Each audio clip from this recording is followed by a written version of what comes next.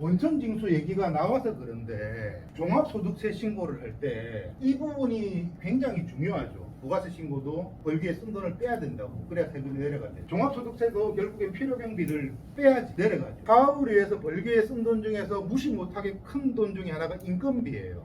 인건비는 부가세 때 못 뺀다 그랬죠. 그럼 이제 종합소득세 때 인건비를 드디어 빼게 되는데 이런 사장님들 되게 많이 계세요. 우리 직원 난 4대 보험 들어주는데 간단하게 그래서 난 빼도 되는 거 아니야? 그렇게 생각하시는 분이 예상외로 많더라고요. 상담을 해보니까 4대 보험은 기본적으로 세금하면 국세청이 관할 부서죠. 예를 들어서 4대 보험 같으면 뭐 국민연금, 건강보험 국세청에서 징수하는 거 아니죠. 그럼 4대 보험 넣어준다고 해서 빼면 안 돼. 그럼 국세청에서 어떤 걸 관할하냐? 원천 징수를 국세청에서 하는 거예요. 제가 100만 원 받아야 될 거 제 통장으로 96만 7천 원이 들어오고 3만 3천 원은 국세청으로 가겠죠. 그래서 3.3%를 저는 원천 징수했잖아요. 그러면 빼도 되는 거예요. 원천세 신고를 해야지 인건비를 뺄 수 있는 겁니다. 내가 단순하게 직원이 한 명 있다고 그래가지고 정해진 날짜에 월급을 줬다고 빼는 게 아니에요. 그걸 직원 등록을 한다는 표현을 씁니다. 직원 등록을 해야지 인건비를 뺄 수가 있어요. 그러면 직원 등록을 하기 위해서는 첫 번째 원천세 신고 납부를 해야 되죠. 그 직원이 프리랜서 같으면 3.3%를 원천 징수하고 돈을 줘야 될 거고, 기타 소득자 같으면 8.8%를 원천 징수하고 원천세 신고를 하고 금액을 납부하고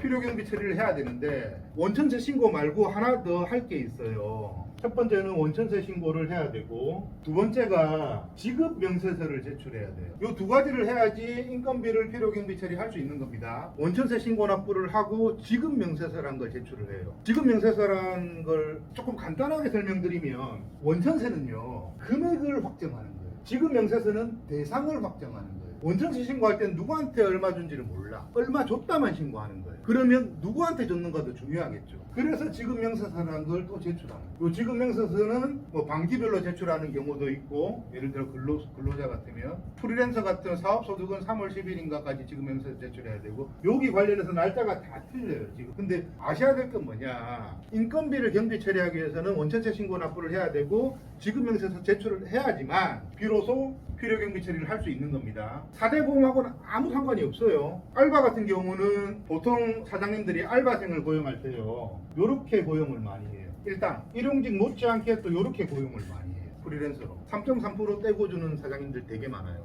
아르바이트생 100만 원인데 통장으로 96만 7천 원을 넣어줬는데 3만 3천 원 신고를 안 했어. 홈택스 들어가면 확인돼요. 알바생이 홈택스 들어가면 확인돼요. 내 사업 소득이 작년에 얼마큼 신고됐는지. 근데 이제 그렇게 한다면 홈택스 가면 내 소득 신고된 게 아무것도 없잖아. 돈은 떼고 받았는데.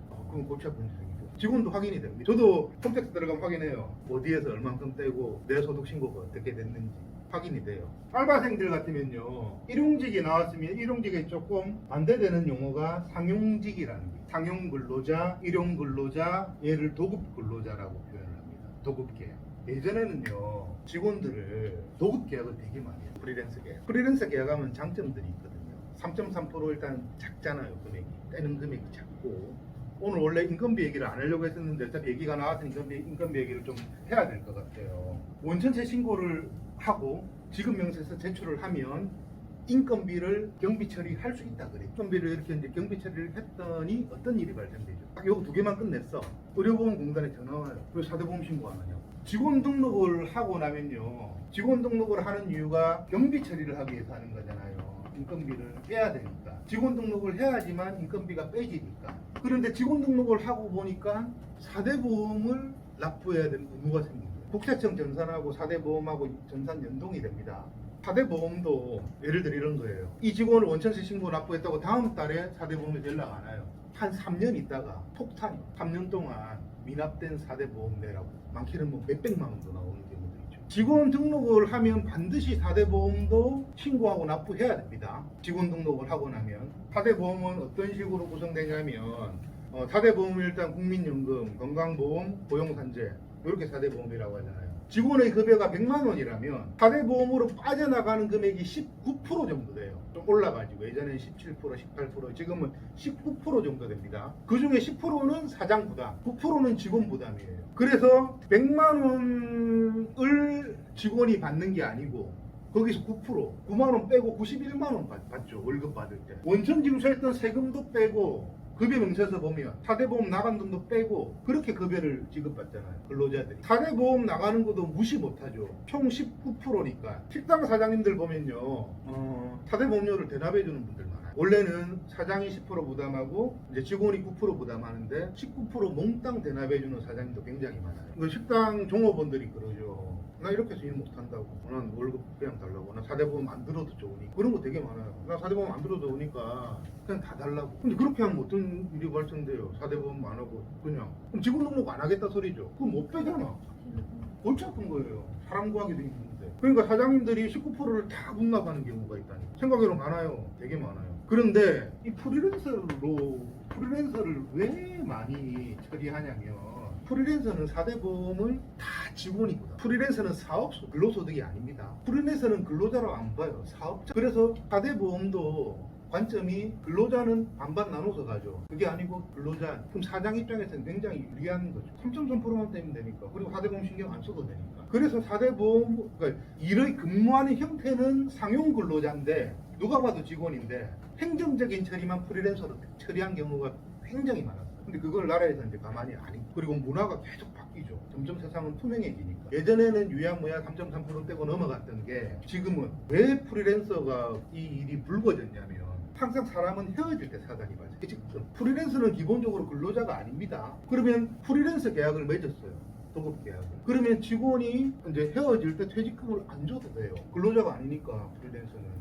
그런데 직원이 가만히 생각하니까 이거 아닌 거야. 자기는 프리랜서라고 생각해 본 적이 단 한 번도 없는 거야. 이 서류상으로만 3.3% 떼고 프리랜서처럼 했을 뿐이지. 나는 정해진 시간에 출근하고 사장이 시키는 일대로 다 일 처리를 했는데 나는 프리랜서처럼 일한 게 아닌데 내가 생각하는 프리랜서는 이게 아닌데 근데 계약서 보면 도급 계약이야. 억울하잖아요. 그래서 어떻게 해요? 노동청에 찾아가지고 우리 사장이 퇴직금을 안 줘. 프리랜서라는 말은요. 법적인 시시비비가 발생하면 제일 먼저 보는 게 직원의 출퇴근 유무부터 와요. 정해진 시간에 출근하고 정해진 시간에 퇴근하면 무조건 프리랜서로 안 봐요. 그건 직원이지. 그리고 프리랜서 법에 보면 조항 중에 하나가 지시 감독을 받으면 안 돼요. 제가 구청 강의할 때 저는 프리랜서를 해가지고 여기 담당자들이 저한테 지시 감독 안 해요. 그냥 정해준 주제대로 마음대로 하세요 라고 하죠. 오늘은 요 내용 꼭 해야 되고요. 이 내용은 절대 하면 안 돼. 그런 지시 안 한다니까.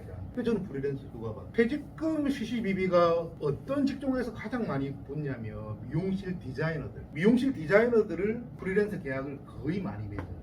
근데 미용실 직원도 정해진 시간에 출근하잖아요. 지시 감독 받잖아. 그래서 퇴직금 지불해라 라는 판결이 거의 다 떨어져요. 그러니까 여러분들이 만약에 이제 창업을 해가지고 직원을 고용할 때 이 직원은 근로계약서를 적어야 될지 도급계약서를 적어야 될지 판단하는 기준은 출퇴근을 하는지 그리고 내 지시 감독을 받는지 거기 여부에 따라서 도급계약을 할지 근로계약서를 적을지 딱 이제 판단이 서죠. 그러면 근로계약서를 적어가지고 근로자로 판명이 되면요 퇴직금도 줘야 되고 사대보험도 들어야 되고 이렇게 해야지 맞는 겁니다. 기억하실 게 인건비를 처리하기 위해서는 직원 등록을 해야 된다. 직원 등록은 원천세 신고를 확보를 해야 되고 지급 명세서란 걸 제출해야 돼. 이게 끝입니다. 그러면 인건비 처리를 할 수가 있어요. 그런데 국세청 전산과 사대보험공단 전산이 연동되기에 의무적으로 해야 돼요. 사대보험 신고 납부를. 직원 등록은 했는데 사대보험 신고 납부를 안 했으면 사대보험 폭탄을 한번 맞습니다. 네, 이거는 꼭 맞아요.